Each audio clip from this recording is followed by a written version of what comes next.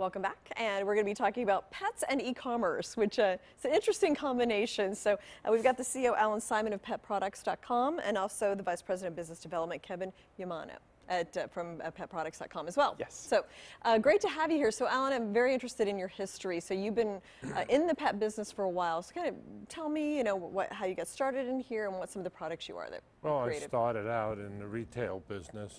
I owned Puppy City in Brooklyn.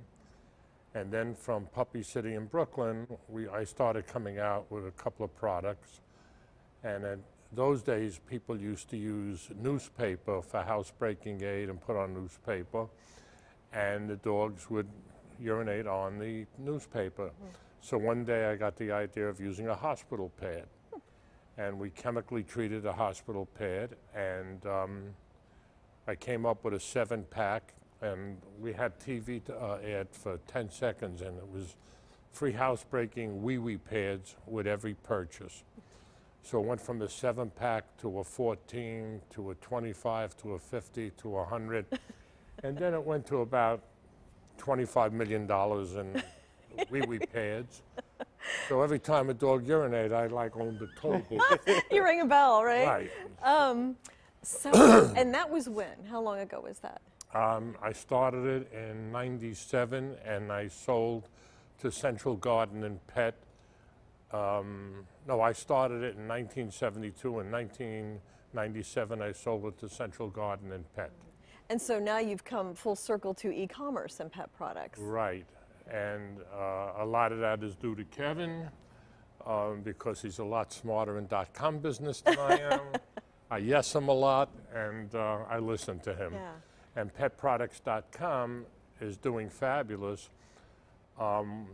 We also have petproducts.com, a Facebook, and we get about 100,000 people a week looking at it, putting their pets on it and their experiences with pets, and that's growing fast. And now petproducts.com, we are basically supporting the brick and mortar stores throughout the United States and Europe. Mm-hmm. And it's not like Alibaba, because Alibaba is taking away all the business from the brick and mortars. Mm-hmm. So we're basically supporting the brick and mortars, and now Kevin is going to start where the brick and mortars will start selling direct to the consumers through petproducts.com. Well, Kevin, how do you see the whole e-commerce business? Because, of course, Amazon just feels like it's taking over everything. Yes. A lot of small companies are selling on Facebook and taking advantage of their targeted advertising. I mean, it's just a fascinating industry. So, absolutely. How do you see it right now, and where's it going? So it's really taking over all aspects of our lives, right, as consumers. Yeah. We see the impact that Amazon is having all the way down to how we even eat food. I saw driving by a Del Taco, and they now deliver to your house Del Taco. Yeah. McDonald's does, Carl's Jr. I mean, fast food that was convenient and is now even more convenient because Amazon has made us consumers of convenience. Mm-hmm.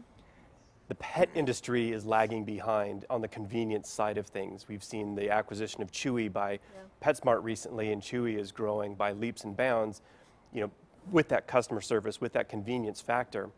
But all those local pet stores are so critical to the life and health of the pet and the pet family. You want questions answered, you're out of food and you need it right away. Mm-hmm. You can't wait a couple days for it to show up. So if all those stores go away, then it really degrades the opportunity for people to own pets and have healthy pets. Yeah. Our idea is really to help support those stores with visibility, with marketing, with technology, down to that pet level. Right. So as Alan referenced before, we are our directory, and we really wanted to get more foot traffic into the store, but it's hard to get foot traffic in the store for anybody. We are just rolling out now e-commerce so people can buy stuff directly off of our site, and we will hand that order off to the local store so that they can fulfill it. They can continue the customer relationship. They can continue that local community feel with still participating in e-commerce. So we're trying to bring the best of both worlds to an industry that's really lagged behind significantly. Well, and one thing that seemed to have some success is the order online, pick up at the store model. So is that something you're also doing as well? Absolutely. Yeah. So the convenience, right? We're really trying to sell the convenience factor. Amazon has actually moved away from the lowest price model. And you buy because you get the box with a smile on it in 2 days or 1 day, right, with Prime. So the convenience is really what we're driving to. We know that the local stores tend to not be as price competitive as some of the online places because they have the overhead to take care of. Well, we're also going to protect the consumers too now. Let's say there's products that are not good for your animal. Say there's rawhide or certain bones that a dog can choke on. They shouldn't be buying that. Or a low grade of food. So what we're going to do is start something and notify the consumer what's healthy for your dog, what's dangerous for your dog, things that you should stay away from. Well, the pet wellness is a huge growing industry, right? People are caring much more about organic food and healthy food for their pets. So is that something that you are definitely seeing growing? Yes. Yes, yes. And the demand for it is growing as well. So the questions about what is good, is it a limited ingredient diet, what is good, what is not good. And we have all those products available on the site, so it's easy for us to point to, hey, here's some of the best ones or the best selling ones or the best rated ones for consumers. Yeah. Thank you so much. Thanks so much. Kevin and Ellen for joining us. Fascinating. So thank you as well. We'll be right back.